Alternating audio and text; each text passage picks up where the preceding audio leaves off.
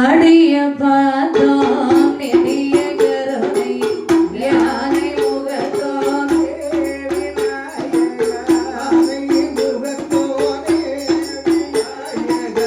எடிய போதே வல்லமையுடனே நாங்கள் தேடிய போதே வல்லமையுடனே சீக்கிரம் நீ வருவாய்.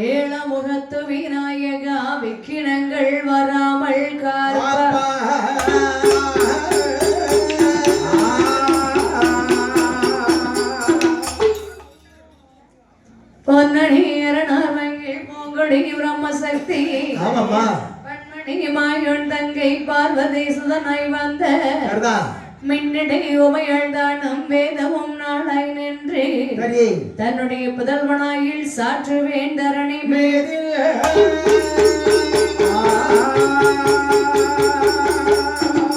இடி இடைத்தது போல் முழக்கமும் இருக்கையில் கேடையும் கத்தியும் பொந்தி தடியெடுத்து வருகின்ற வேளையில் சத்ராதி தடம் புரண்டோடவும் வடிவு கொண்டு பல நிறமாகிய மாய நோய் பிணி தீர்க்கவும் வல்லவன் துடி துடித்து வரும் தெய்வமே தெய்வராஜனே சிவசுடலை மாட சுவாமியே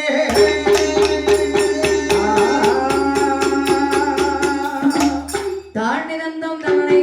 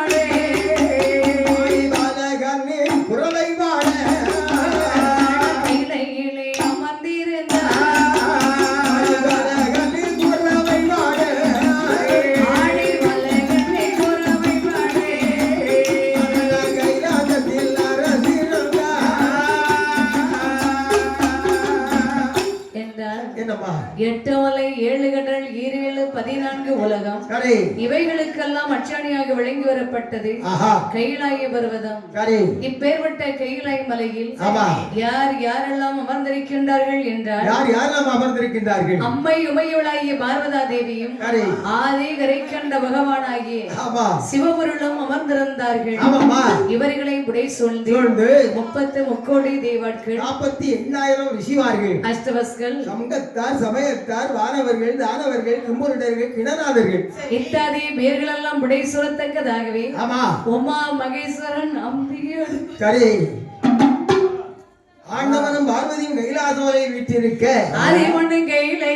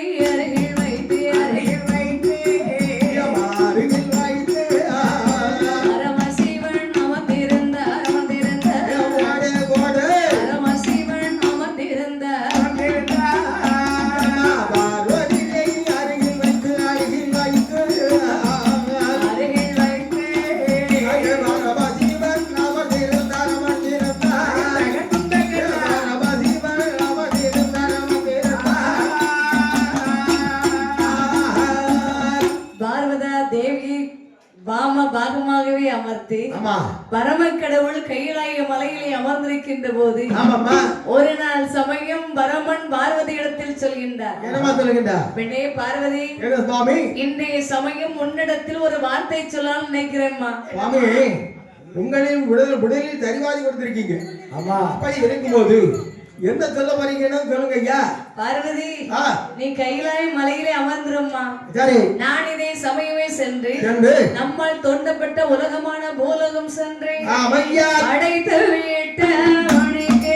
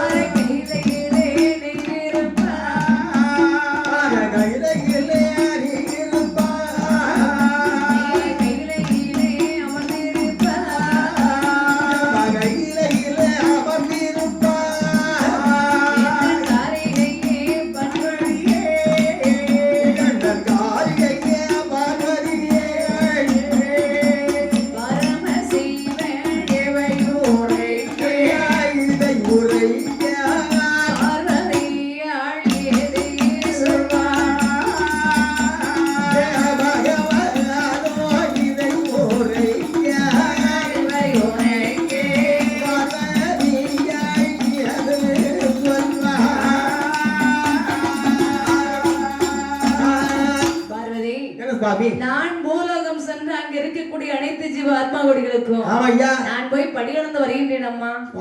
நான் போய் படியளந்து வரும் திரும்பி வருகிற வரைக்கும் நீ இந்த கைலாய மலையிலே உட்கார்ந்துரு. இறைவா, இந்த உலகம் தோன்றிய நாள் முதலாக பார்வதி நான் படியளக்க வரேன் போயிருந்தீங்க. ஆனால் ஒரு நாளாவது பார்வதி நான் படியளக்க போகிறேன், என்னோடு என்னுடைய படியளப்பை பார்ப்பதற்கு நீ வாடி கூட்டு போயிருக்கா? எல்லா இடத்துக்கும் கூட்டு போக முடியுமா அம்மா? ஏன் கூட்டு போக முடியாது? பெண்களை கூட்டு போகக்கூடிய இடத்துக்கு மட்டும்தான் கூட்டு போக முடியும். சுவாமி, உலகத்து மக்கள் கூட கணவன் செய்யற வேலையை மனைவி பார்க்கணும்னு ஆசைப்படுறாங்க. அப்படி இருக்கும் போது உலகுக்கெல்லாம் படியளக்கக்கூடிய பரவன், சரி, நான் உங்களுடைய படியளப்பை பார்க்க வேண்டாமா சுவாமி? படியளப்பை பார்க்கணும்னு ஆசைப்படுறீங்க? ஆமாய்யா. பார்வதி, நீயும் என் பின்னாடி வருவேன் என்று சொல்கின்றாயே. நம்ம இருக்கக்கூடிய இந்த கைலாய மலை பாரு, எப்பேற்பட்ட கைலாய மலை, ஒளி வீசக்கூடிய பிரகாசம் பொருந்திய கைலாய மலை. கண்டிப்பா. இப்பேற்பட்ட கைலாய மலைக்கு நம்மை தரிசனம் செய்வதற்காக எத்தனையோ தேவாட்கள், முனிவர்கள், மானிடர்கள் வருவார்கள் அம்மா. கண்டிப்பா வருவாங்க இல்லையா? அப்படி அவர்கள் வருகின்ற போது ஒன்று நீ இருந்து கொண்டு அவர்களுக்கு காட்சி எடுக்கணும். அப்படி இல்லைன்னா நானாவது அமர்ந்திருக்கணும். பார்வதி, நம்ம ரெண்டு பேருமே இல்லைன்னு வச்சுக்கேன், இருள் உறைந்து போகும் கைலாய மலை. சுவாமி, எப்ப எதை கேட்டாலும் ஏதாவது ஒரு சின்ன சப்பக்கட்டு கட்டி தான் போயிட்டே இருக்கீங்க. நீங்க மட்டும் படியில போறீங்க, ஒரு நாள் கூட உங்க படியில பாக்குறேன். எனக்கு ஒரு கவலையா இருக்குது இல்லையா? உனக்கு கவலை வருதான்? ஆமா சுவாமி, வரக்கூடாது அல்லவா? அது எப்படி வராம இருக்கும்? நான் இருக்கும் போது நீ ஏன் கவலைப்படுற? எப்படி படியளக்குங்காரு என்பது பார்ப்பதற்கு எனக்கு ஒரு மனசுல ஒரு ஆசை இருக்காதா? அதுக்குன்னு ஒரு காலம் வரும் பாரு. ஆசைப்படக்கூடாதா? நீ ஆசைப்படலாம், ஆனா காரியம் நடக்கக்கூடிய இதுக்கு தான் ஆசைப்படணும். எல்லாத்துக்கும் ஆசைப்பட்டா நிறைவேற்றி கொடுக்க முடியுமா? அப்படி சொல்லுவாங்களோ? ஆமா. சரி, பரவாயில்ல. இப்ப என்ன செய்யணும்ங்கிறீங்க? கைலாய மலையில உட்கார்ந்துருமா. நீங்க போய் படியளந்து வர போறீங்க. நான் போய் படியளத்து வரேன். போயிட்டு வாங்க. என்று பரமன் பார்வதியை கைலாய மலையிலே அமர வைத்து படியளப்பதற்காக வேண்டி பூலோகம் புறப்பட்டார். பூலோகம் சென்ற பரம கடவுள் எப்படி படியளந்து கொண்டிருக்கிறார் பாரு. எப்படி அம்மா படியளக்கின்றார்? நாளை வெள்ளத்தினை எடுத்து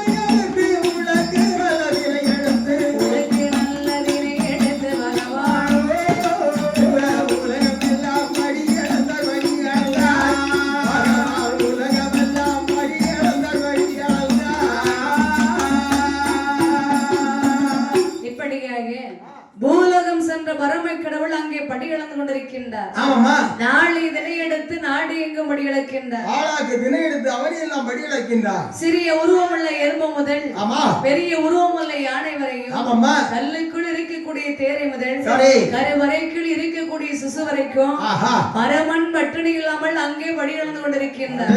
படி இழக்கிறது சாதாரணமான விஷயம் அம்மா. உலகத்தில் உள்ள மனுக்கள் சொன்னா எத்தனை ஜீவாத்மாக்கள் இருக்கு பத்தியா? நாட்டில் இருக்கிற சிங்கம், புலி, கடுவா, எறும்பு, யானை, கொசு, மூட்டை என்னெல்லாம் இருக்கு பத்தியா? அத்தனை படி இழக்கணும் இல்லையா? அப்போ எல்லா ஜீவன்களுக்கும் பகவான் படி இழந்து கொண்டிருக்கின்றார். இப்படி அவர் அங்கே படி இழந்து கொண்டிருக்கும் போது கைலாய மலையில் அமர்ந்திருந்தாலே அம்மை உமையுளாகி பார்வதா தேவி. பார்வதா தேவிக்கு ஒரு எண்ணம். என்ன எண்ணம்? இந்த மனுஷன் தினமும் படி இழக்க போறேன் சொல்லி போறாரு. உடனே திரும்பி வந்துடுறாரு. அப்ப இவர் படி இழந்துத்தான் வருகின்றாரா இல்லை பட்டினியாய் போட்டுத்தான் வருகின்றாரா? இதை நம்ம பரிசோதிச்சு ஆக வேண்டும். கண்டிப்பா கண்டிப்பா என்று எண்ணம் கொண்ட பார்வதா தேவி பரமனை பரிசோதனை செய்வதற்காக விஸ்வகர்மாவை வரவழைத்து சொல்கின்றார். நிறைய விஸ்வகர்மா என்ன தாயே? ஐயா, என்னம்மா உங்களால எனக்கு ஒரு காரியம் உண்டாகணும் ஐயா. உங்களால என்ன காரியம் ஆகணும் சொல்லுங்க பாப்போம். எனக்கு ஒரு அழகான கட்ட சிமிழ் ஒன்று நீங்க உண்டு செய்து கொடுக்கணும். ஓ, உங்களுக்கு நல்ல சிமிழ் வந்து உண்டு செய்து தரணும்னு கேக்குறீங்க. ஆமா, அற்புதமாக உண்டு செய்து தருகிறேன் தாயே. ஆனால் அந்த சிமிழானது எப்படிப்பட்டதா இருக்கணும் தெரியுமா? சொல்லுங்க. காற்று நுழையக்கூடாது, மன வேகம் கூட நுழையக்கூடாது. ஐயா, காற்று நுழையக்கூடாதுன்னா இப்போ ஒரு வீடு கட்டுறாங்கன்னா ஜன்னல் கூட வைக்காம காற்று நுழையாத அளவுக்கு வச்சுக்கலாம். ஆமா. அப்போ நீங்க மன வேகம் நுழையக்கூடாதுன்னு சொன்னீங்களா? மன வேகம்னா என்ன? மனவேகம்னு உங்களுக்கு தெரியாதா? தெரியாது ஐயா. இப்ப இந்த இடத்துல தான் உட்கார்ந்துருக்கேன்னு வச்சுக்கேன். ஆமா. உன் மனசுல உள்ள எண்ணெல்லாம் எப்படி இருக்கும்? எப்படி இருக்கும்? எப்பண்டா இங்க முடியும், வீட்டை பார்த்து போகலாம், பொண்டாட்டி பிள்ளைல பார்க்கலாம், ஆமா அப்படின்னு மனசுல எண்ணம் தோணுதா? கண்டிப்பா தோணும்ல. அதுக்காக 3 நாள் ஆகும்போது எப்படியும் பொண்டாட்டிக்கு தேடுவா, புள்ள தேடும். ஆமா. சில சாதனங்கள் வாங்கி கொடுக்க வேண்டியது இருக்கும். அப்ப நம்ம இருக்க முடியாதுல்ல. இங்க இருந்து உன் மனசு வீடு நோக்கி போயிருச்சு. ஆமா. பேர்பட்ட வேகமான மனவேகம் கூட உள்ள நுழையக்கூடாது. அப்படி சொல்லுவாங்களோ? ஆமா. சபாஸ்.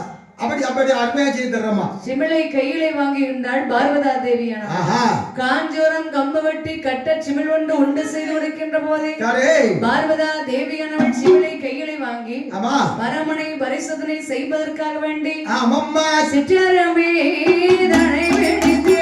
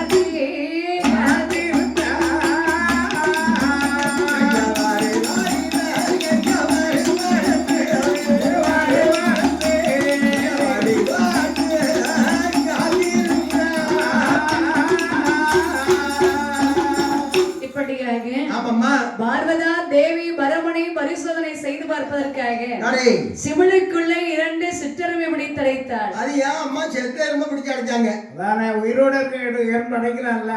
எவ்வளவு எறும்பு இருக்கு? செத்த பெரிய எறும்பு இருக்கு, கட்ட எறும்பு இருக்கு. வந்தோட ஒரு ஆத்திர வயசு போயிட்டு சிற்றெரும்பு இல்லையா, சிற்றெரும்பு பிடிச்சு அடைச்சாங்க அம்மா. ஒரு சிற்றெரும்புன்னா ரொம்ப சின்ன இருக்கும். ஒரு பாட்டு கூட படிப்பாங்களே, எப்படி? ராஷாவே சித்தரும்பு என்ன கடிக்குது, கடிக்க முடியாத நேரத்துல கட்டெரும்பு தானே கடிச்சிச்சு. சித்தரும்பு இது வந்து கடிக்குவா. அப்போ சரி சித்தெரும்பு பிடிச்சு அடைக்கிறாங்க. ஆமா ஆமா. அந்த சித்தெரும்புல சரி ஆண் எறும்பு எத்தனை, பெண் எறும்பு எத்தனை? அது என்ன ஆண் எறும்பு பெண் எறும்புன்னு இருக்குது? ஆண் எறும்பு பெண் எறும்பு இல்லாம உலகத்துல ஒண்ணுமே கிடையாதுமா. ஆணும் பெண்ணும் சேர்ந்து இருந்தால்தான் உலகம். சரி, இல்லைன்னா அது உலகமே கிடையாது. அதனால இப்ப 2 சிற்றெரும்பு ஆணும் பெண்ணும் சொல்றீங்க. ஆணும் பெண்ணும் ஏன் ஒரு அக்கா தங்கச்சி எறும்பா இருந்த போது இப்ப சிமிழ் ரொம்ப சின்ன சிமிழ். சரி, இந்த சிமிழுக்குள்ள சித்தெரும்பு பிடிச்சு அடைக்கிறாங்க. இப்ப அடைக்கும் போது சரி இந்த சிமிழுக்குள்ள அடைக்கிற எறும்பு ஆமா ஆணும் பெண்ணுமாக இருக்கணும். சரி. அது மட்டும் இல்லாம ஒரு அண்ணனும் தங்கச்சி ஒரு இடத்துல எவ்வளவு நேரம் பேசிக்கிட்டு இருப்பாங்க? ஒரு 5 நிமிஷம் இருப்பாங்களா? 5 நிமிஷம் இருப்பாங்களா? சரி, ஒரு புருஷன் கொண்டாட்டியும் ஒரு 2 நிமிஷம். வீட்டுல அது கிடையாது. அதை போட்டு பேசி அவன் புருஷன் முன்னாடினா 2 நிமிஷம் தான் ஒற்றுமையா இருப்பாங்க. அதுக்கு ஒரு ஒரே அடிபிடி சண்டை தான். அவங்க வீட்டுல உள்ளத அவங்க பேசுறாங்க. ஆமா இப்போ யாம கேட்டு நான் பேசும்போது ஐயாவா எப்படி இருக்கா நல்லா இருக்கியா அப்படிம்பேன். என்ன நான் 3 நாள் பாட்டி வீட்டு வந்தேன் என்ன செய்து வச்சிருக்கேன் அப்படின்னு கேட்பேன். அவன் சமைச்சு வச்சிருக்கேன் அப்படின்பா. சரி பரவாயில்ல சாப்பிடணும் அந்த வார்த்தையை விட்டுருவேன். அதே நேரத்துல இன்னொருத்த கொண்டாடி பேசணும்னு வச்சுக்கேன் விடிய விடிய கடலை போடுவேன். நல்லா சிரிச்சு சிரிச்சு பேச பேச நம்மளும் சிரிச்சு சிரிச்சு பழக்க விட்டுட்டே இருப்போம். அப்பதான் சிரிச்சு சிரிக்கி வந்தா ஷீராத்தானாட்டோ. அப்போ சரி அதாவது இப்ப ஒரு மச்சா எறும்பு ஒரு குழந்தையா எறும்பு ரெண்டு எறும்பு முடிச்சு அடைச்சாச்சுன்னா ஒரு மச்சான ஒரு குழந்தையா இருந்தா ஒரு 24 மணி நேரம் ஒரு போன் எடுத்து பேசினாலும் கூட போன் வெடிச்சு போவது வரைக்கும் போன் இருக்காது. அவார்டு பேசிட்டு போயிருந்தா எம்மா எப்படி இருக்கா குழந்தையாரு ஏமா அவங்க வீட்டுல மாடெல்லாம் கண்டுட்டு போட்டா ஆமா அந்த கடல் போய் போகலாம் அது தெரியா வச்சுட்டியா அம்மா உங்க வீட்டுல என்ன கறி வச்சிருக்கீங்க? ஆட்டுக்கறி வச்சிருக்கீங்களா? என்ன இருந்தாலும் என் குழந்தையாரு என் பொண்டாட்டி இருக்காரு கூவே ஆவே மாட்டான். சரி பரவாயில்ல ஒரு எத்தனை மணி நேரம் பேசினாலும் அந்த பேச்சுக்கு ஒரு நிம்மதி கிடையாது நிவர்த்தி கிடையாது. அப்போ குழந்தையாட்டு பேசும்போது அவ்வளவு நேரம் பேசுறாங்க. ஒரு குழந்தையாருமே மச்சாருமே முடிச்சு அடைச்சாச்சுன்னா அது அப்படி சுத்தி சுத்தி வந்துகிட்டே இருப்பாங்க. அப்ப மச்சான் வந்து பெற்றாலும் வெட்டுவாரு குழந்தையாரு முன்னால போகும். அப்போ ஒரு பாட்டு பாடுறாங்க பாரு. நீ முன்னால போறானா பின்னாலே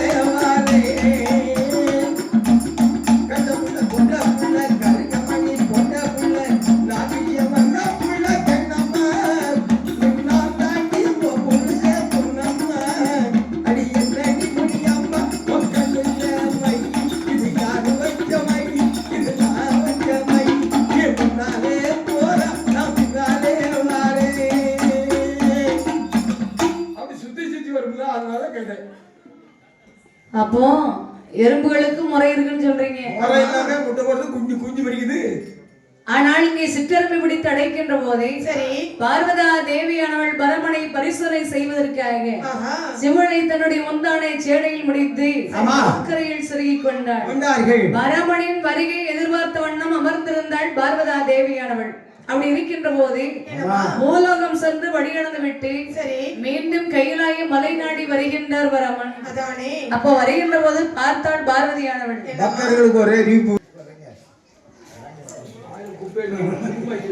இப்படி பார்வதா தேவியானவள் பரம கடவுள் வருகை அறிந்தார். பரமன் வழியடந்து விட்டு பூலோகம் விட்டு நல்லதானே இருக்கு.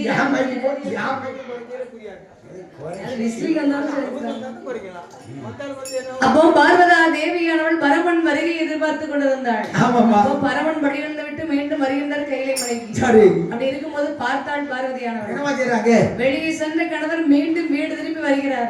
அப்ப வீட்டுல இருக்கக்கூடிய மனைவி என்ன செய்யணும்? ஒரு வாளி நிறைய தண்ணி ஒரு நல்ல பிளாஸ்டிக் டப்பாவும் கொண்டு கொடுக்கணும். ஆமா வெளியே போயிட்டு வராதா? வெளியே போயிட்டு வந்தா தண்ணிய வகையில கொண்டு போவாங்க. கொண்டு போகணும்லாமா? அந்த வெளியே இல்லையா, வெளியூர் போய் திரும்பி வர்றாரு. அதான் நான் சொன்னேன். இப்ப வெளியூர் போயிட்டு வராது வச்சுக்கிடுவோம். வேற இடத்துல மாடுகள் ஜானி போட்டு வச்சிருக்கோம், மிதிச்சிருவோம். வேற இடத்துல கோழிகள் பண்ணி வச்சிருக்கோம், மிதிச்சிருவோம்.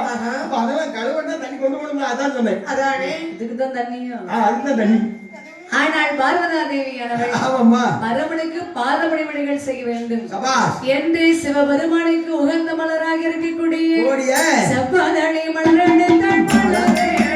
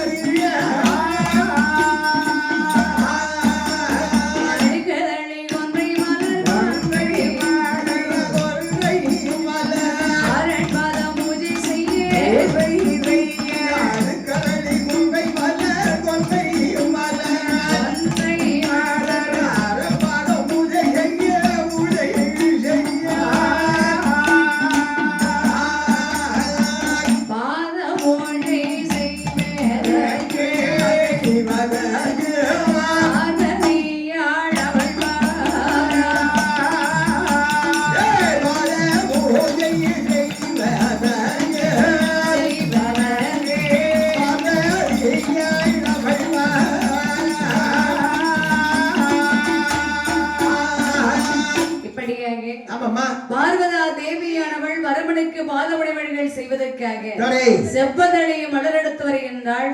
செம்பதலை தண்ணீர் கொண்டு வருகின்றாள். பரமனுடைய பாதத்தை தண்ணீர் விட்டு கழுகி மலர் போட்டு பாதம் தொட்டு வணங்குகின்றாள். ஓலைக்கண் மண்டபத்தில் அமரச் செய்து கவின் முகமாக அமர்ந்திருந்தார். புருஷன் யாருக்கையிலே அவரு கூட்டு போல படியலப்ப பாருங்க கூட்டு போல. அப்ப அது ஒரு கோபம் இருக்கும்ல. பெண்களுக்கு கோபம் வந்தாச்சுன்னு வச்சுக்காங்க, முகத்துல வாக்குல ஒரு குத்து அரிசி ஒதுக்குற மாதிரி தான் இருக்கும். நம்ம அதுக்கு பிறகு பேச்சு வராது, மூச்சு வராது, வார்த்தை வராது. என் பொண்டாட்டிட்டு 2 வாரத்தை வேகமா பேசிட்டா போதும். 10 நாளைக்கு நம்மகிட்ட பேச மாட்டான்.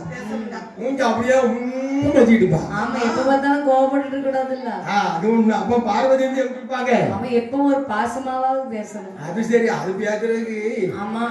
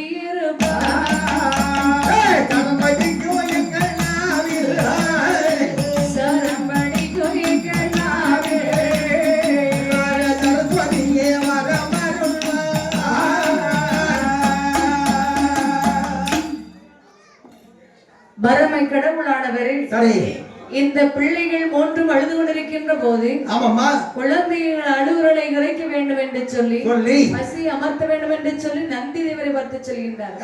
ஐயா நந்தி தேவரே, இதே சமயமே சென்று அந்த குழந்தைகளுக்கு பசி அமர்த்தி வாருங்கள் என்று சொல்கின்ற போது ஏவலை கேட்ட நந்தி முக்காட்டிலே வந்தார். குழந்தைகள் அழுது கொண்டிருக்கின்றது. பார்த்தால் அழுகிற குழந்தைக்கு முதல் அழுகிற படணும் கண்டிப்பா அப்படின்னு என்ன கொடுக்கலாம். ஆளுக்கு ஒரு 100 கடலை வாங்கி கொடுக்கணும். அது பாட்டு வாகனம் பாட்டு ஒதுக்கிட்டு அந்த இடத்துல பாத்துக்கணும். அழுகிற பிள்ளைக்கு பட்டாணிகளே வாங்கி கொடுப்பாங்க. ஆமா, குழந்தைக்கு பல்லே முளைச்சிருக்காது கூறுகிட்ட அதான் பட்டாணிகளை வாங்கி கொடுக்கணும். பட்டாணிகளை சும்மா கொடுக்க கூடாது. சேர்த்து போட்டு நல்ல மாவா இடிச்சு அதை நல்ல வெந்நீர் போட்டு ஆத்தி சீனி போட்டு கலக்கி கொடுத்தீங்கன்னா அழகா கொடுத்து நல்ல கம்பெனி படுத்துடும். ஆமா, பிடிச்சிடாதா பிள்ளைக்கு? பிடிக்காது. ஆனா குழந்தைக்கு பாலம் கொண்டு கொடுக்கணும். பிள்ளைக்கு வயிறு நிறையும் என்று எண்ணம் கொண்ட இந்த நந்தி தேவர் ஆனவர் தேவ நாட்டில் உள்ள பசு ஒன்றை வரவழைத்தார்.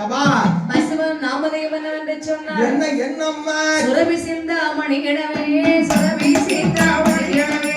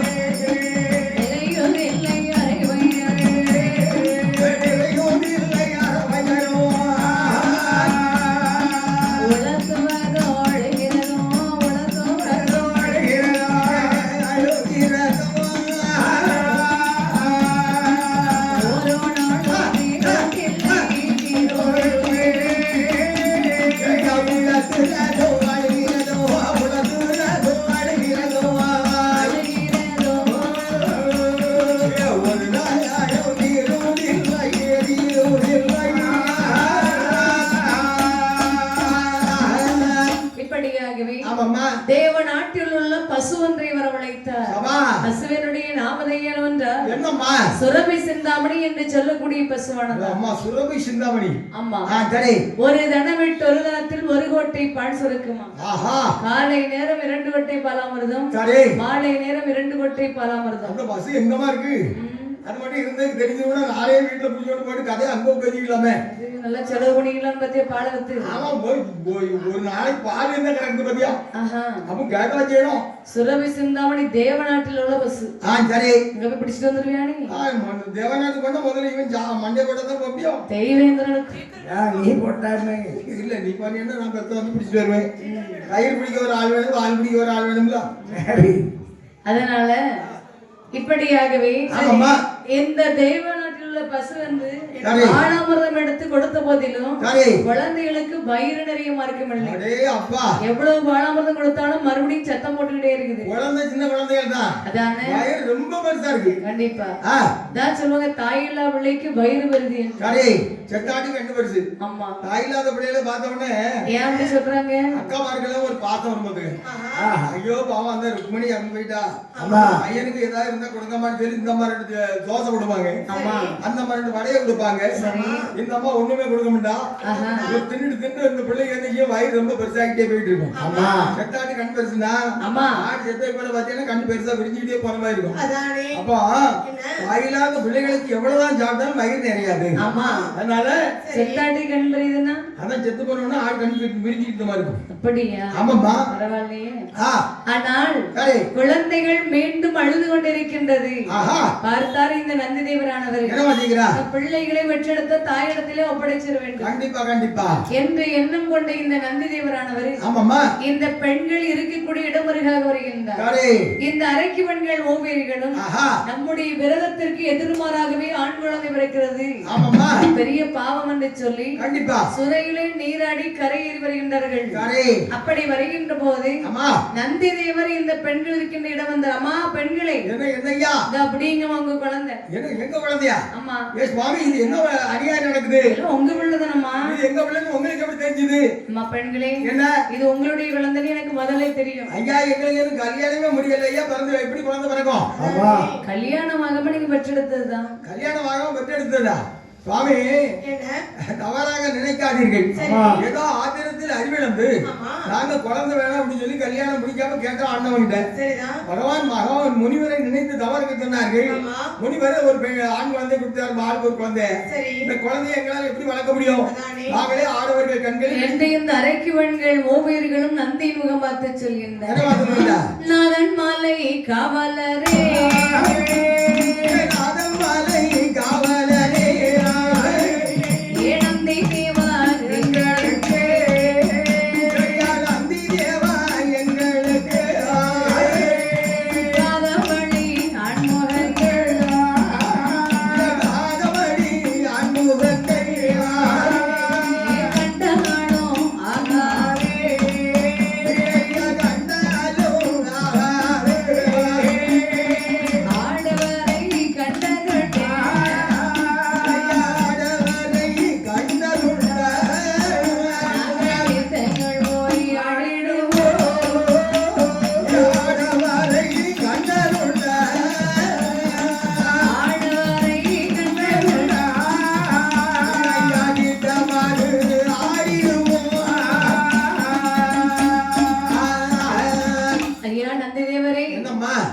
சொல்வது உண்மைதான் ஐயா.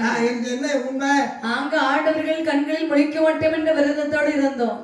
அப்படி இருக்கும் போது எங்களுக்கு பிறந்திருப்பது இந்த ஆண் குழந்தை. இந்த ஆம்பளை பிள்ளை வளர்த்து வந்தோம்னா பெரிய பாவம் வந்துச்சு இருந்தா நாங்க அப்படி பணமரத்தில் நிழலே போட்டு வந்தோம் சுவாமி. என்னதான் இருந்தாலும் குழந்தைகளை பெற்றெடுப்பது பெரிய கட்டம். அப்படி இருக்கும்போது குழந்தைய பெற்று போட்டாச்சு. குழந்தைய வளர்க்கறது உங்களுடைய கடமை அல்லவா? கண்டிப்பா. காட்டுல போயிட்டு நீங்க பாட்டு வேண்டியன்னா குழந்தை பசியில அழுது கொண்டே இருக்கிறது அல்லவா? கண்டிப்பாக உண்மைதான். இருந்தாலும் பிள்ளைகளை நான் வளர்க்கணும்னு சொன்னா அதுவும் ஆண் குழந்தைகள் பார்த்தீர்களா?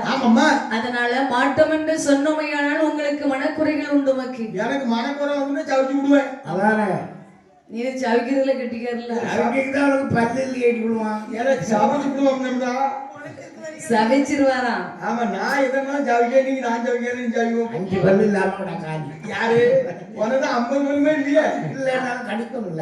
இருக்குல்ல. பாவி ஏன்டா இப்படி சிறப்படுத்த ஐயா அப்படியேனால் பிள்ளைகளை வளர்க்க வேண்டும் என்று சொன்னான். நமக்குள்ளே ஒரு நிபந்தனை சுவாமி. சொல்லுங்க சொல்லுங்கம்மா. பிள்ளைகளின் முகம் எங்களுக்கும் சரி. எங்களின் முகம் குழந்தைகளுக்கும் தெரியக்கூடாது. ஆஹா. அவைகளுக்கு சம்மதம் என்றால் சொல்லுங்கள். பிள்ளைகளை நாங்களே வளர்த்து வருகின்றோம் சுவாமி. உங்களுக்கு ஆழ்வார் ஹெல்மெட் போட்டு விட்டானே. ஹெல்மெட் போட்டா கண்ணு தெரியாது. மூஞ்சி தெரியாது. ஆமா. கண் பார்வை தெரியாது. கண் பார்வை தெரியும் மூஞ்சி தெரியாது. பிள்ளைக்கு முகத்திலே முழிக்க விடாது. ஓ பிள்ளைகள் முகத்திலே முழிக்க விடாது. அப்ப நந்தி தேவர் யோசிக்கிறார். சொல்கின்ற போது இவரின் வார்த்தை அரைக்குவன்கள் வார்த்தை காதலை கேட்ட இந்த நந்தி தேவரானவரே வாழும் ஓரே ராத்திரே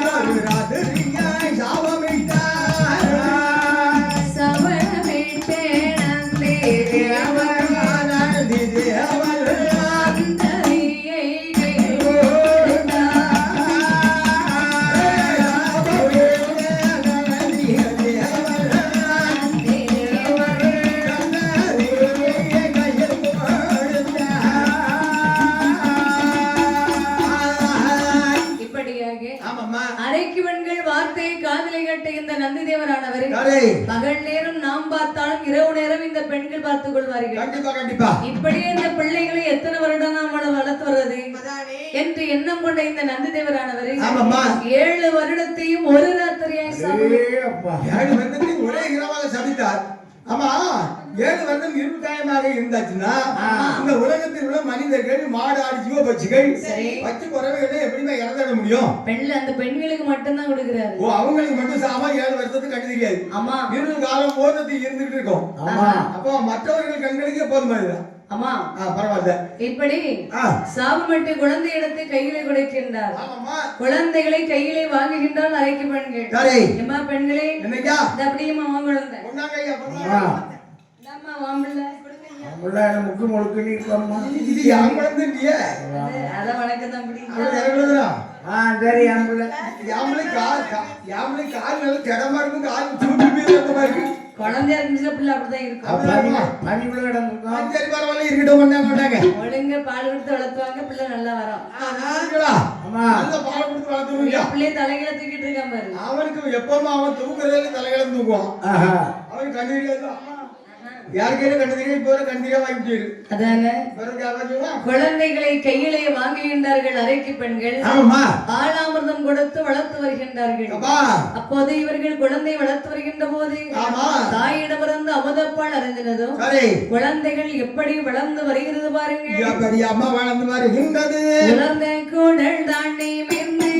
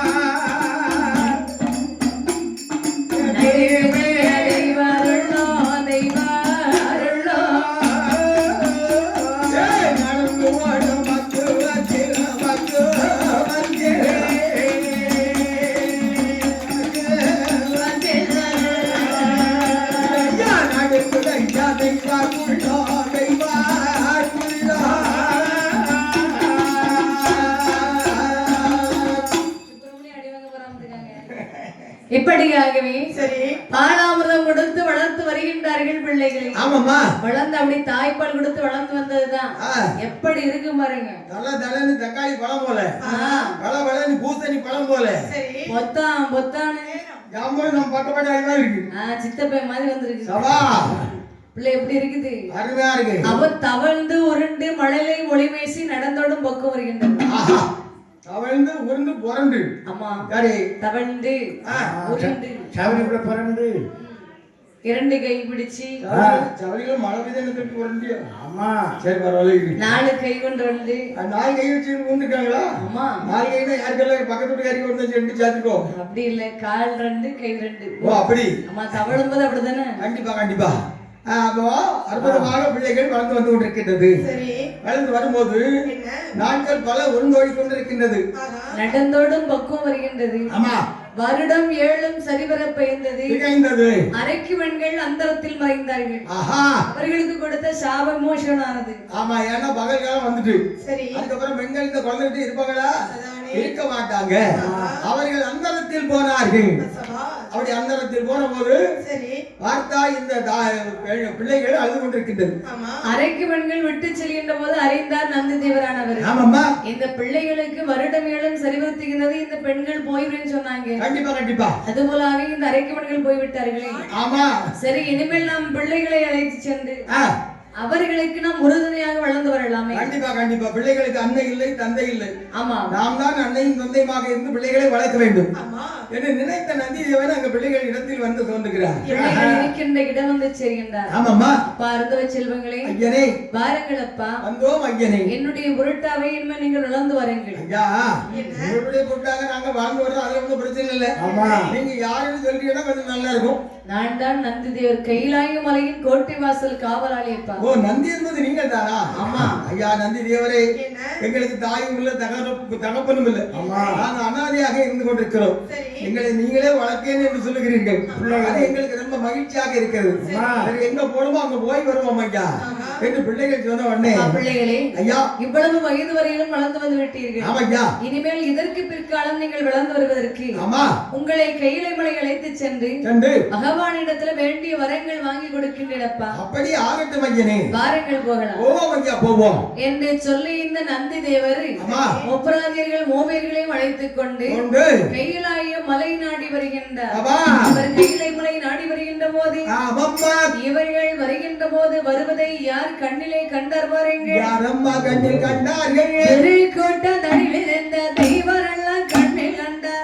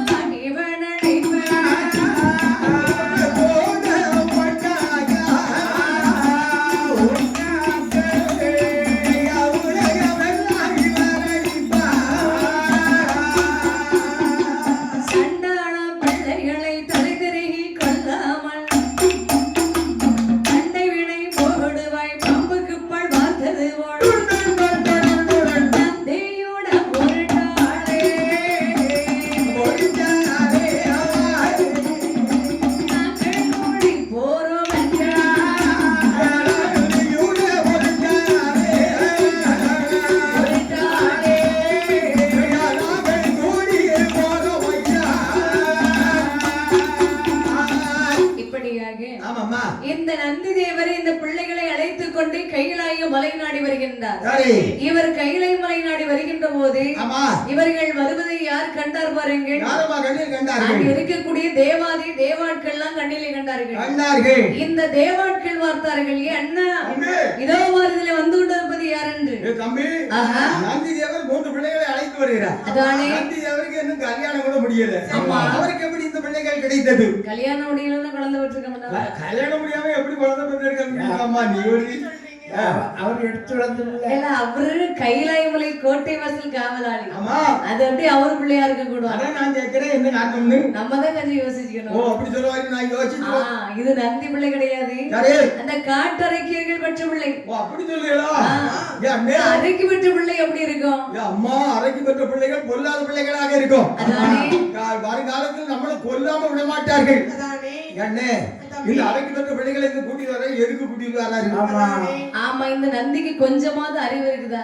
கொஞ்சம் கூட கிடையாது. அரக்கர் குலத்தை சேர்ந்தவர்கள் இவர்கள் எப்பேற்பட்டவர்கள்? அதானே பாம்பை போன்றவர்கள். கண்டிப்பா கண்டிப்பா இவர்களுக்கு எவ்வளவுதான் பால் தேன் கொடுத்து வளர்த்தாலும் சரி அந்த பாம்பின் வாயிலிருந்து அமுது வராது, விஷம்தான் வரும். சரியாக சொன்னாய். அது போலதான் இந்த அரக்கர் குலத்தை சேர்ந்தவர்கள். ஆமாண்ணே. அப்படி இருக்கும்போது சரி இவர்கள் அதே மூர்க்க குணத்தோடு உள்ளவர்கள் தானே. ஆஹா இந்த பிள்ளைகளை அழைத்துக் கொண்டு கையிலை மலைக்கு அழைத்து வருகிறாரே, ஆமா இவர் கொஞ்சமாவது அறிவு இருக்குதா? அண்ணே இந்த காலத்துக்கு முன்னால இரணியன், ராவணன், கும்பகர்ணன் சரி இப்படிப்பட்ட அசுர குலங்கள் நம்ம தெய்வார்களை பிடிச்சி என்ன அடி அடிச்சிருக்காங்க. அதானே எனக்கு அவங்க ஒரு அடிச்சதுல 4 பல்லு போச்சு, போயிச்சு ஒரு அடிச்சதுல 3 எலும்பு போச்சு. பல்ல அதனாலதான் போச்சோ? அவ்வளவுதானே போயிட்டீங்க. அதுக்கு பிறகு ஒரு அடிச்சதுல பெட்டி முடிஞ்சு போச்சு. இவ்வளவு பிரச்சனை நம்ம கிடக்கும். அவன் நீயும் நல்ல அடிபடி மட்டும் தான் வந்திருக்க. அட கடவுளே என்ன அடி அடிக்காருவாங்க. கொஞ்சம் அடி அடிக்காருவா. யார் அடிக்காம? அசுரர்கள் தான் போல உட்கார்ந்துருக்கான். அந்த செத்த பண்ணியே வந்துடலாம். அசுர குலங்களப்பா. அசுர குலத்து அதனாலதான் இந்த மாதிரி கஷ்டத்துல பேசுறேன். கண்ணுல அடிச்சதுல கப்பாய கண்ணுமா இருக்கான். கண்ணுல அடிச்சுட்டாப்பா. விளக்கு விளக்கு. அப்போ இவர் ஏற்கனவே அடிபாடு பட்டிருக்காரு கண்டிப்பா கண்டிப்பா அரக்கர்கள்ட்ட. ஆமாய்யா. அதனாலதான் பயந்து பேசிட்டு இருக்காரோ? கண்டிப்பா அது உண்மைதானே. அரக்கர் குலத்தை சேர்ந்த பிள்ளைகள் இவர்கள். ஆமாய்யா. இவர்களை இந்த கைலை மலைக்குள்ளே விடலாமா? ஒரு நாள் விடக்கூடாது. 1 மலைகளை கொண்டு கைலை மலையின் வாசலை அடையும். மயக்கத்துக்கு கூடாது ஐயா. அது எப்படி முன்னாடி இப்படிதான் கழுவணும். அது யாருக்கையில நேரத்தான் ஜோம் போட்டு கழுவிருக்கு.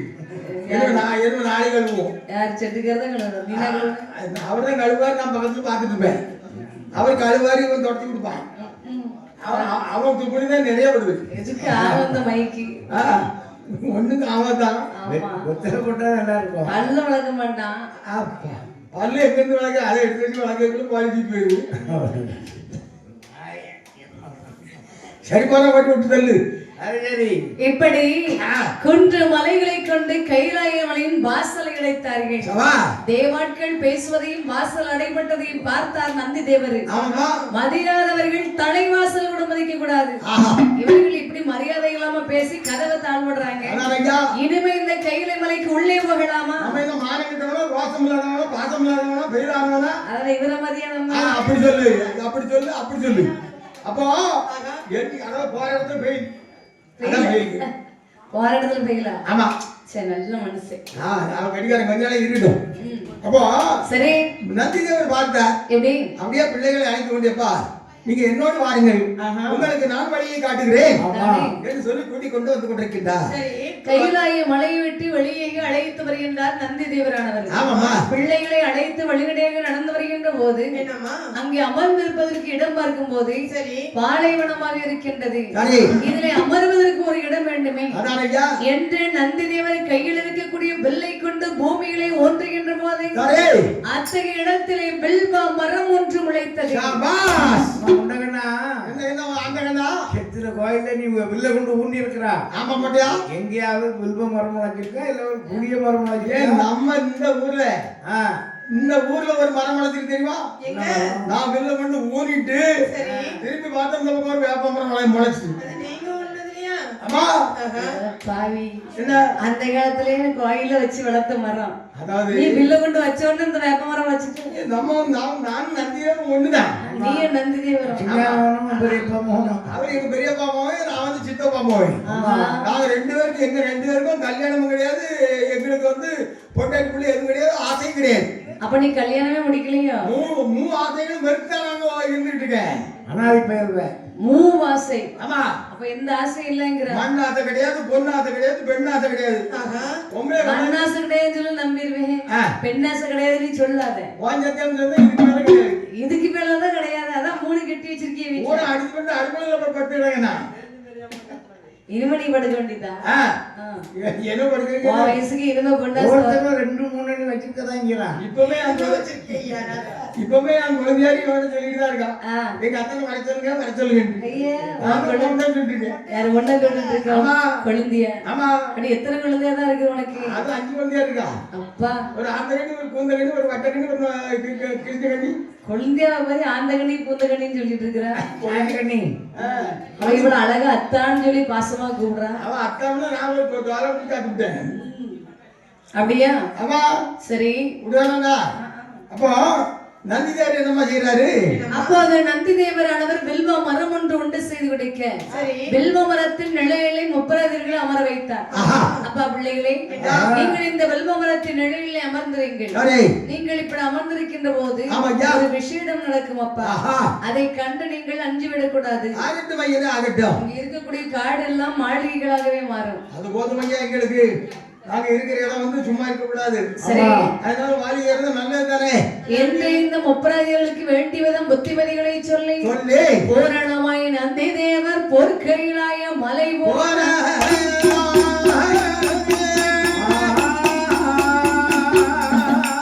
நந்தி தேவர் கையிடையில் போகவே நந்தி தேவர் கையிடையில் போகவே நல்ல வைரவநாதன் நல்ல வைரவநாதன் குமீரனோ இந்தையாகிய வில்வ மரத்தின் கீழ் இந்தையாகிய வில்வ மரத்தின் கீழ் ஏற்றிருக்கின்ற வேளையின் தண்ணீரே வீட்டிருக்கின்ற வேளைகள் தண்ணீரே சத்தியமா மொழி முத்தின் பெரும்படி சத்திமாவூரி முத்தி பெரும்படிய தாழ்வில்லாததொரு வெள்ளியை மூட்டினார். தாழ்வில்லாததொரு வெள்ளியை மூட்டினார். பொன்னி வெள்ளி புகை கோடி ஓடியே 12 வருடங்களுடனே கும்பலோகத்தை முழுவ மூடுவார். உம்பரோகத்தை முழுக முழுகுவார். 8 மாமலையும் கடல் ஏழையோ 8 மாமலையும் கடல் ஏழையோ ஈரேழோ 14 லோகமோ 14 லோகமோ சட்டமான புகை படலத்திலே அட்டமான முகை வடலத்திலே சந்தன் சூரியன் தன்னோடை போற்றுள்ளார். சந்திர சூரிய தன்மொழி போச்சுடார். வெள்ளி ஈஸ்வரன் வெள்ளி மலை மேலே வள்ளியேஸ்வர வெள்ளி மலை மேலேயா சென்று தேவர் அறிக்கையிட்டார்களா. ரெண்டு தேவர் அறிக்கையிட்டார்களா.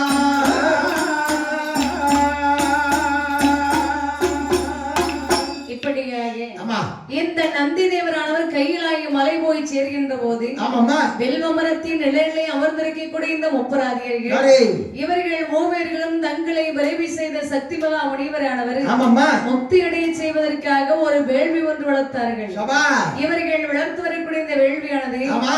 12 வருடமாகவே வளர்ந்து வந்து கொண்டிருக்கின்றதா. அடே எங்க அப்பா 12 வருடம். அம்மா ஐயோ அம்மா, ஒரு வருடம் 2 வருடம் வளர்த்தாலே வளர்க்க முடியாது. ஆஹா 12 வருடம் வேண்டி வளர்க்கறாங்க. சரி. அது 3ஆம் வருடம் வந்து பிறக்கிறது. 12 வருடம் வளர்ந்து வந்து இருக்கின்றது. ஆமாம்மா. இப்ப வளர்ந்து வரும்போது வேள்வியில இருந்து எவ்வளவு புகை வெளியா இருக்கும். அத சொல்லுங்க. இப்போ பிள்ளைகள் வந்து விரமெல்லாம் வெட்டி விட்டு கொண்டு போடுறாங்க. சரி. காஞ்ச விறகுகளை போடும்போது நல்லா தீ பிடிச்சி எரியும், புகை வராது. ஆமா. எல்லா மரங்களும் காட்டுல முடிஞ்சு போச்சு. சரி. அப்ப பெரிய பெரிய பச்சை மரங்களை மூட்டோட பிடிங்கி கொண்டு போனாங்க வேலைக்கு குளிக்குள்ள. அப்ப மரம் பச்சை மரம் என்ன செய்யும்? ஓடி விட்டு புகைதான் புகையா வந்துட்டு இருக்கும். வருகின்றது. சரி. அப்படி வரும்போது ஆஹா இந்த உலகம் எல்லாம் இருள்மயமாக, அதாவது புகையாயிட்டு. புகை மண்டலம் எங்கு பார்த்தாலும் இருக்குது.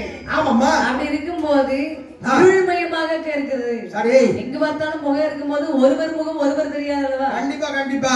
பட்சி பறவை இனங்கள் இறை தேடுவதற்கு முடியல. பசுக்கள் எல்லாம் கன்றுகளுக்கு பால் கொடுக்க முடியாம தடுமாறி கொண்டிருக்கின்றது. ஆமா. ஆசிரியர்லாம் பள்ளிக்கூடத்துல பாடம் எடுக்க முடியாது. சரிதான். கோயில்கள்ல பூஜை நடக்கவில்லை. ஆமா. தெய்வார்கள் பூஜை செய்யவில்லை. எங்க பார்த்தாலும் ஒரே புகை மண்டலம். இன்னும் இங்க வந்து விடியற்கால ஆகலன்னு சொல்லி ஆமாம்மா. எல்லாரும் தூங்கிக்கிட்டே இருக்கிறாங்களா. சரி. அப்படி இருக்கும்போது எங்கு பார்த்தாலும் புகை மண்டலமாக இருக்கின்ற போது ஆமாம்மா. தேவாட்கள் எல்லாம் பெரும் கஷ்டத்திற்குள் ஆளானார்கள். கண்டிப்பா. எங்க பார்த்தாலும் புகை இருந்தாலும் யாராலும் கஷ்டம் தானம்மா. அதானே. மனிதர்கள் மட்டுமல்ல, தெய்வார்களே ரொம்ப கஷ்டப்பட்டு இருக்காங்க. அப்ப தெய்வார்கள் கஷ்டப்பட்டா தெய்வார்களின் கஷ்டத்தை தீர்க்கணும்னு யார் தீர்க்க முடியும்? ஆண்டவன் தான் இருக்கணும். இறைவன் ஒருவரே தீர்க்க முடியும். இறைவன் இடத்தில் போய் நம்மளுடைய கஷ்டத்தை துன்பத்தை சொல்லணும் என்று தெய்வார்கள் ஒன்று திரண்டு வந்து கொண்டிருக்கிறார்கள். அந்த என்னமா செய்றாங்க? ஓடோடி வந்து இந்த தேவாட்கள் பகவானை அடிபணிந்த வண்ணமாக சொல்கின்றார். என்னமா சொல்கிறார்கள்? சுவாமி ஈஸ்வரா மகாதேவா, வாருங்களப்பா, என்ன நடந்தது? ஏழையாண்டி சடையரனே, வாருங்களப்பா, வாருங்கள். நீங்கள் தான் எங்களை காப்பாற்ற வேண்டும் ஐயா. அப்பா, கொஞ்ச நேரத்துக்கு முன்னால கேட்டிருந்தேன்னா நான் காப்பி தந்திருப்பேன். சரி, இப்போ முடிஞ்சு போச்சே. காப்பியாத்த சொல்லல, காப்பாற்ற வேண்டும் சொல்றேன். எப்ப காலத்தான் சொல்ல வந்தேன், காப்பாத்திரும் காப்பாத்திரும். என்ன பிரச்சனை உங்களுக்கு? சுவாமி, எங்கு பார்த்தாலும் புகை மண்டலமாக இருக்கிறது சுவாமி. ஆமாங்க, எல்லாம் அந்த ஒப்புராதியர்கள் பண்ற வேலை. கண்டிப்பா கண்டிப்பா. இந்த பிள்ளைகள் மூன்று வேள்வி வளர்க்குன்னு சொல்லி 12 வருஷமா வளர்ந்துருக்காங்க. அடே அப்பா, எவ்வளவு புகை வெளியா இருக்கு பாருங்க. ஒல்லாத பிள்ளைகள் அல்லவா? எங்கு பார்த்தாலும் புகை மண்டலம். ஆகட்டும். அதனால ஐயா, எங்களால எந்த ஒரு வேலையும் செய்ய முடியலையா. நல்லது நல்லது. ஒருவர் முகம் ஒருவருக்கு தெரிய மாட்டேங்குது. ஆமாங்க. அதனால இந்த இருள் மயத்தை நீங்க தான் போக்கி கொடுக்க வேண்டும். நல்வழி காட்டுங்கள் சுவாமி. உங்களுக்காகவே இருக்கக்கூடியவன் நான். அப்படி இருக்கும்போது உங்களுக்கு ஒரு துன்பம்னா நான் பார்த்துட்டு போனப்பா. அப்பா, நீங்கள் சென்று வாருங்கள். நான் இந்த புகையை அமர்த்துவதற்கு ஒரு நல்ல வழியை காட்டுகிறேன். தேவாட்கள் பேசக்கூடிய வார்த்தையை காதலை கேட்ட பரம கடவுளானவரே, வெள்ளை ஈஸ்வரன் பார்வதியை சென்று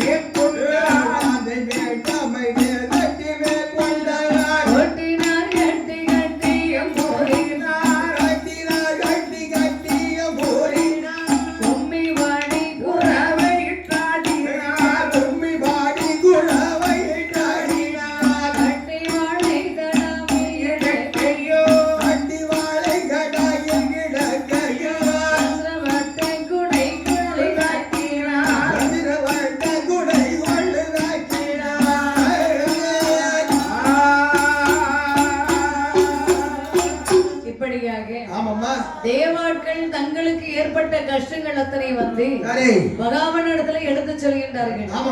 அப்போது பரம கடவுள் தேவாட்களின் மனக்கவலை அறிந்தார்.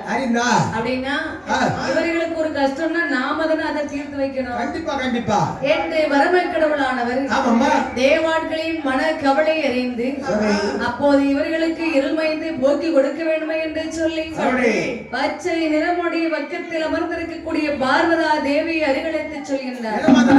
பெண்ணே பார்வதி, பார்த்தியா அம்மா, இந்த தேவாட்கள் பேசக்கூடிய வார்த்தையை கேட்டியா? கண்டிப்பா கண்டிப்பா. அவர்கள் பேசுறது நியாயம் தான் சுவாமி. அவர்கள் என்ன தவறாக பேசிட்டாங்க? புகை அமர்த்த வேண்டும் என்று கேட்கிறார்கள். அவர்களுடைய துன்பத்தை நாம் தானே துடைக்க வேண்டும்.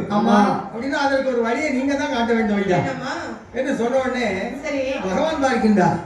பார்வதி, இந்த புகையை அணைக்க வேண்டுமானா உன் ஒருதியால் தான் முடியும். நீ சென்றால் தான் இந்த புகையை அமர்த்த முடியும். அப்படின்னா நீ தான் போயிட்டு வரணும் அம்மா. ஆமா அம்மா, புறப்படாம தாயி இப்பதான் வந்திருக்கேன், புறப்பட சொல்றாங்க. ஆமா, உட்கார்ந்து படிப்பாங்க. அப்படியானால் பார்வதி, நீ சென்று அந்த புகை மண்டலத்தை போக்கி வாமா. அப்படி ஆகட்டும் என்று சொல்லி பரமக்கடவுள் பார்வதி இடத்தில் சொல்கின்றார். பார்வதி அம்மை சொல்கின்றார்கள், பகவானே அது முள்ளுக்காடு. அந்த முள்காட்டில் நாம எப்படி போக முடியும்? போக முடியாது. நான் ஏறி செல்வதற்கு பொன் ரதங்கள் தர வேண்டும் ஐயனே என்று கேட்கும் போது பார்வதி வடக்கு கோட்டை வாசலில் பொன்னேர் இருக்கின்றது. அந்த தேரில் அமர்ந்து அந்த புகையை போய் அமர்த்தி வாமா என்று பகவான் சொல்லுகின்றார். அந்த வார்த்தையை கேட்ட அம்மா என்ன அப்படி தேர்தலில் வந்து அமர்ந்தார்கள். பரம கடவுள் இங்கே பார்வதா தேவியானவள் வார்த்தையை காதலை கேட்டு இதே சமயமே நாமே சென்று இருள்மயத்தை போக்கி கொடுக்க வேண்டும் என்று அம்மன் தன்னுடைய வாகனத்திலே அமர்ந்து ஆரோகணம் செய்து ஒப்புராதிர்கள் வளர்த்து வரக்கூடிய வேள்வியின் அருகாமையில் வருகின்றார். பார்வதா தேவியை கண்டதும் எப்படி புகை தணிகிறது பாருங்கள். பிணக்கை கண்ட இருளதே